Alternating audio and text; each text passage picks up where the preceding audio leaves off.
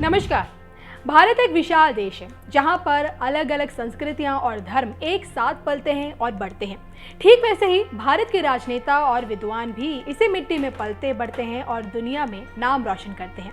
देश के कोने कोने में कई महापुरुष हुए जो देश समाज के लिए काम किया जिन्होंने और आज भी कर रहे हैं। तो आज हम आपको अपनी इस स्टोरी में एक ऐसी ही महिला शख्सियत के बारे में बताने जा रहे हैं जिनके बारे में जानकर आप दंग रह जाएंगे। जी हाँ, ऐसी एक महिला है जिनका नाम है मुथुलक्ष्मी।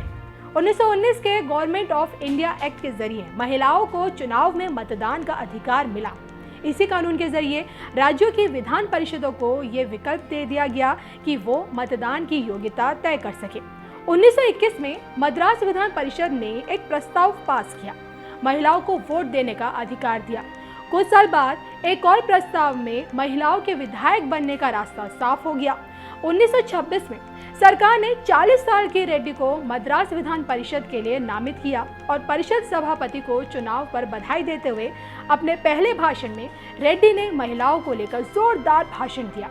तब मुथुलक्ष्मी ने आधी आबादी को लेकर कहा कि मैं इस सभा की इकलौती महिला सदस्य हूँ। आप जानते हैं सर कि समाज में अब भी हमारी स्थिति पिछड़ी हुई है और हमारी कई शिकायतें हैं जिनमें से एक है हर 100 में से केवल 2 महिलाएं ही लिख पढ़ पाती हैं।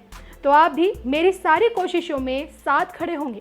ये समझाते हुए बिना महिलाओं के सक्रिय समर्थन और सहयोग के कोई देश या राष्ट्र समृद्ध नहीं हो सकता।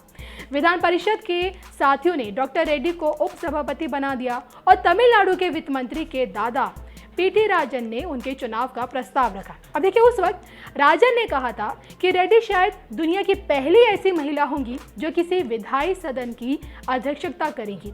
बेहद सामान्य परिवार से आने वाली मुथुलक्ष्मी को शुरुआत में देखिए चुनौतियों के पहाड़ का सामना करना पड़ा। मेडिसिन में डिग्री के लिए उन्हें खासे पापड़ बेलने पड़े। बतौर डॉक्टर उन्होंने पब्लिक हेल्थ, उनकी फाइनेंसिंग और इंफ्रास्ट्रक्चर से जुड़े मुद्दों को उठाया। देवदासी प्रथा को खत्म करने में उनकी एक अहम भूमिका थी और उनकी वजह से ही वैश्यावृत्ति को लेकर कानूनी कंफ्यूजन दूर हुई।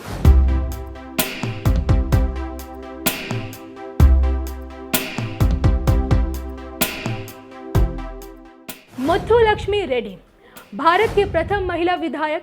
जन्म 30 जुलाई 1886, मौत 22 जुलाई 1968।